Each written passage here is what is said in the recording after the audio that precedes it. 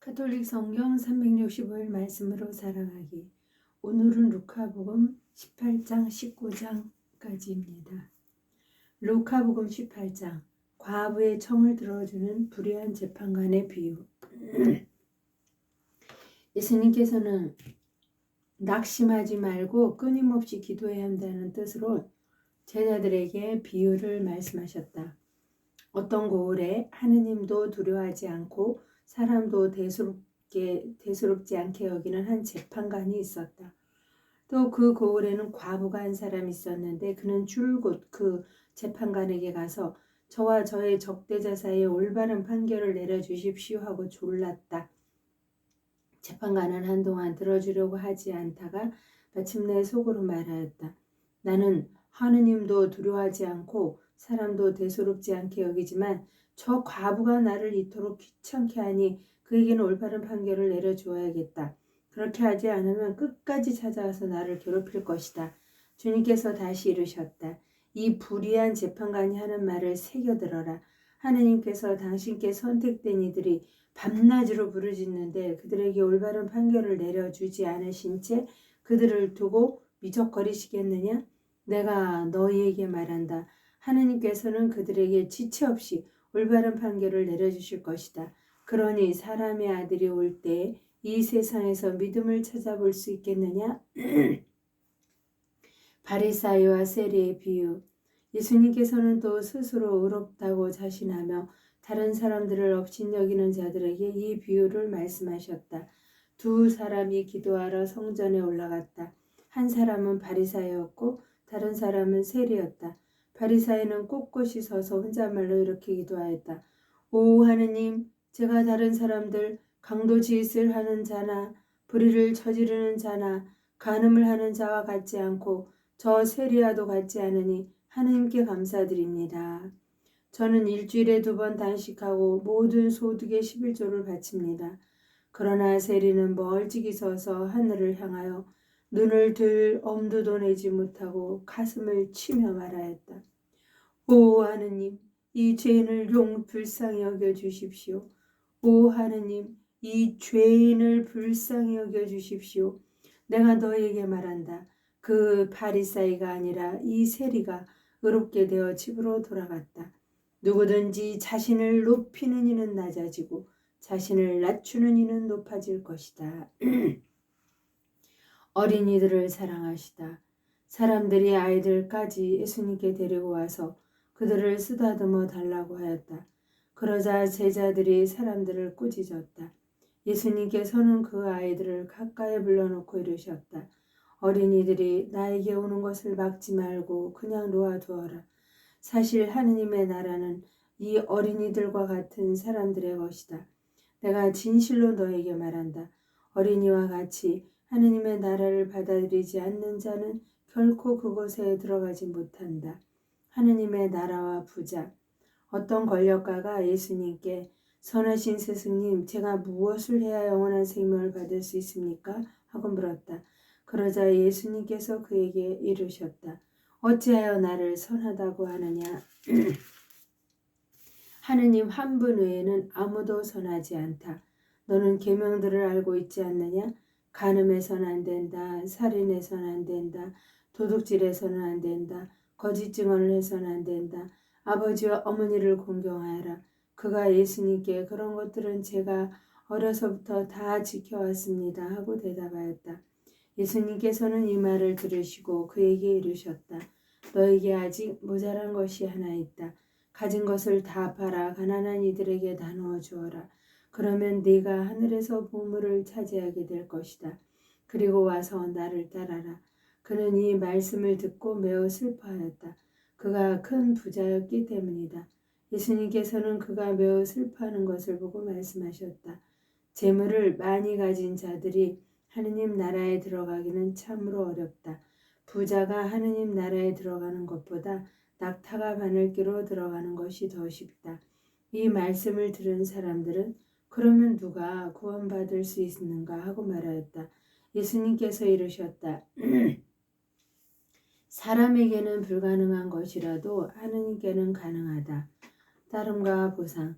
그때 베드로가 말하였다. 보시다시피 저희는 가진 것을 버리고 스승님을 따랐습니다. 예수님께서는 그들에게 말씀하셨다.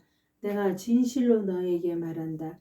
누구든지 하느님의 나라 때문에 집이나 아내, 형제나 부모나 자녀를 버린 사람은 현세에서 여러 급절로 대받을 것이고 내세에서는 영원한 생명을 받을 것이다.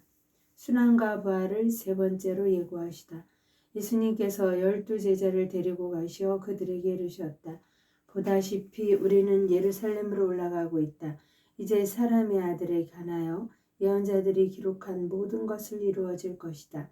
사람의 아들은 다른 민족 사람들에게 넘겨질 터인데 그들은 사람의 아들을 조롱하고 모욕하며 침뱉을 것이다. 또 채찍질하고 나서 그를 죽일 것이다. 그러나 사람의 아들은 사흘 만에 다시 살아날 것이다. 제자들은 이 말씀 가운데 아무것도 깨닫지 못하였다. 이 말씀의 뜻이 그들에게 감추어져 있어서 말씀하신 것을 알아듣지 못하였던 것이다. 예리코에서 눈먼이를 고치시다. 예수님께서 예리코에 가까이 이르셨을 때일이다. 어떤 눈먼이가 길가에 앉아 구걸하고 있다가 군중이 지나가는 소리를 듣고 무슨 일이냐고 물었다. 사람들이 그에게 나자렛 사람 예수님께서 지나가신다 하고 알려주자 그가 예수님 다윗의 자손이시여 저에게 자비를 베풀어 주십시오 하고 부르짖었다. 앞서가던 이들이 그에게 잠자코 있으라고 꾸짖었지만 그는 더욱 큰 소리로 다윗의 자손이시여 저에게 자비를 베풀어 주십시오 하고 외쳤다. 예수님께서 걸음을 멈추시고 그를 데려오라고 분부하셨다. 그가 가까이 다가오자 예수님께서 그에게 물으셨다. 내가 너에게 무엇을 해주기를 바라느냐? 그가 주님 제가 다시 볼 수 있게 해주십시오 하였다. 예수님께서 그에게 다시 보아라. 네 믿음이 너를 구원하였다 하고 이르시니 그가 즉시 다시 보게 되었다. 그는 하나님을 찬양하며 예수님을 따랐다. 군중도 모두 그것을 보고 하느님께 찬미를 드렸다. 예수님과 자케오 예수님께서 예리코에 들어가시어 거리를 지나가고 계셨다. 마침 거기에 자케오라는 사람이 있었는데 그는 세간장이었고 또 부자였다. 그는 예수님께서 어떠한 분이신지 보려고 애썼지만 군중이 가려 볼 수가 없었다. 키가 작았기 때문이다. 그래서 앞질러 달려가 돌 무화과 나무로 올라갔다. 그것을 지나시는 예수님을 보려는 것이었다. 예수님께서 거기에 이르러 위를 쳐다보시며 그에게 이르셨다. 자케오야 얼른 내려오너라. 오늘은 내가 네 집에 머물러야 하겠다. 자케오는 얼른 내려와 예수님을 기쁘게 맞아들였다. 그것을 보고 사람들은 모두 저희가 죄인의 집에 들어가 묵는군 하고 투덜거렸다. 그러나 자케오는 일어서서 주님께 말하였다. 보십시오 주님, 제 재산의 반을 가난한 이들에게 주겠습니다. 그리고 제가 다른 것을 횡령하였다면 네 곱절로 갚겠습니다. 그러자 예수님께서 그에게 이르셨다. 오늘 이 집에 구원이 내렸다. 이 사람도 아브라함의 자손이기 때문이다. 사람의 아들은 이런 이들을 찾아 구원하러 왔다. 미나의 비유. 사람들이 이 말씀을 듣고 있을 때 예수님께서는 비유 하나를 덧붙여 말씀하셨다.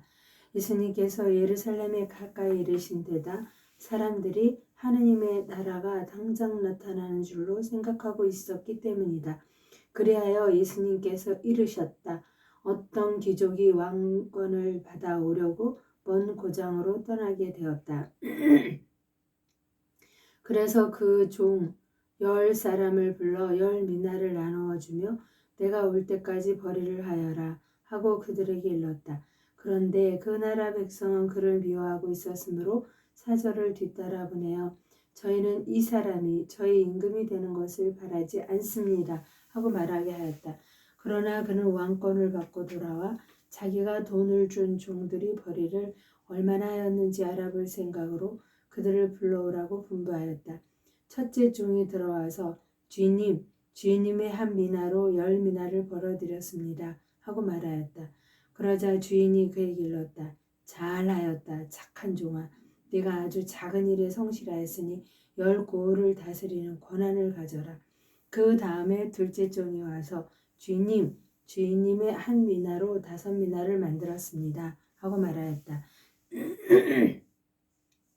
주인은 그에게도 일렀다. 너도 5고을을 다스려라. 그런데 다른 종은 와서 이렇게 말하였다. 주인님의 한 미나가 여기에 있습니다. 저는 이것을 수건에 싸서 보관해 두었습니다. 주인님께서 냉혹하신 분이어서 가져다 놓지 않은 것을 가져가시고 뿌리지 않은 것을 거두어 가시기에 저희는 주인님이 두려웠습니다. 그러자 주인이 그에게 말하였다. 이 악한 종아, 나는 내 입에서 나온 말로 너를 심판한다. 내가 냉혹한 사람이어서 가져다 놓지 않은 것을 가져가고 뿌리지 않은 것을 거두어 가는 줄로 알고 있었단 말이냐? 그렇다면 어찌하여 내 돈을 은행에 넣지 않았더냐? 그리하였으면 내가 돌아왔을 때 내 돈에 이자를 붙여 되찾았을 것이다. 그러고 나서 곁에 있는 이들에게 일렀다. 저자에게서 그 한 미나를 빼앗아 10미나를 가진 이에게 주어라. 그러자 그들이 주인에게 말하였다. 주인님, 저희는 10미나나 가지고 있습니다. 내가 너희에게 말한다. 누구든지 가진 자는 더 받고 가진 것이 없는 자는 가진 것만저 빼앗길 것이다. 그리고 내가 저희들의 임금이 되는 것을 바라지 않은 그 원수들을 이리 끌어다가 내 앞에서 처형하여라. 예루살렘에 입성하시다. 예수님께서는 이 말씀을 하시고 앞장서서 예루살렘으로 오르는 길을 걸어가셨다. 올리브산이라고 불리는 곳 근처 베파게와 베타니아에 가까이 이르렀을 때 예수님께서 제자 둘을 보내며 말씀하셨다. 맞은쪽 동네로 가거라. 그곳에 들어가면 아직 아무도 탄 적이 없는 어린 낙이 한 마리가 매어 있는 것을 보게 될 것이다. 그것을 풀어 끌고 오너라. 누가 너희에게 왜 푸는 거요? 하고 묻거든 이렇게 대답하여라. 주님께서 필요하시답니다. 분부를 받은 이들이 가서 보니 예수님께서 말씀하신 그대로였다. 그래서 그들이 주인 어린 나귀를 푸는데 그 주인이 왜 그 어린 나귀를 푸는 거요? 하고 물었다. 그들은 주님께서 필요하시답니다. 하고 대답하였다. 그리고 그 어린 나귀를 예수님께 끌고 와 그 위에 자기들의 겉옷을 걸치고 예수님을 거기에 올라타시게 하였다. 예수님께서 나아가실 때 그들은 자기들의 겉옷을 길에 깔았다. 예수님께서 어느덧 올리브산 내리막길에 가까이 이르시자 제자들이 무리가 다 자기들이 본 모든 기적 때문에 기뻐하며 큰 소리로 하느님을 찬미하기 시작하였다. 그들은 이렇게 말하였다. 주님의 이름으로 오시는 분 임금님은 복되시어라. 하늘의 평화 지극히 높은 곳의 영광. 군중 속에 있던 바리사의 몇 사람이 예수님께 스승님 제자들을 꾸짖으십시오 하고 말하였다. 그러자 예수님께서 대답하였다. 내가 너희에게 말한다. 이들이 잠자코 있으면 돌들이 소리 지를 것이다. 예루살렘의 멸망을 예고하며 우시다. 예수님께서 예루살렘에 가까이 이르시어 그 도성을 보고 우시며 말씀하셨다. 오늘 너도 평화를 가져다 주는 것이 무엇인지 알았더라면 그러나 지금 내 눈에는 그것이 감추어져 있다. 그때 너에게 닥쳐올 것이다. 그러면 너의 원수들이 내 둘레에 공격 축대를 쌓은 다음 너를 에워싸고 사방에서 조여들 것이다. 그리하여 너와 내 안에 있는 자녀들을 땅바닥에 내동댕이 치고 내 안에 돌 하나도 다른 돌 위에 남아있지 않게 만들어버릴 것이다. 하느님께서 너를 찾아오신 때를 네가 알지 못하였기 때문이다. 성전을 정화하시다. 예수님께서 성전에 들어가시어 물건을 파는 이들을 쫓아내기 시작하시며 그들에게 말씀하셨다. 나의 집은 기도의 집이 될 것이다. 라고 기록되어 있다. 그런데 너희는 이곳을 강도들의 소굴로 만들어버렸다. 예수님께서는 날마다 성전에서 가르치셨다.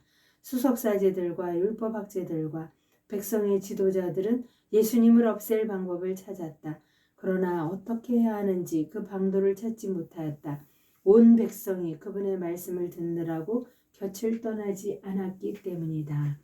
하느님의 영광을 위하여 성모님과 함께 감사드리며 봉헌하나이다.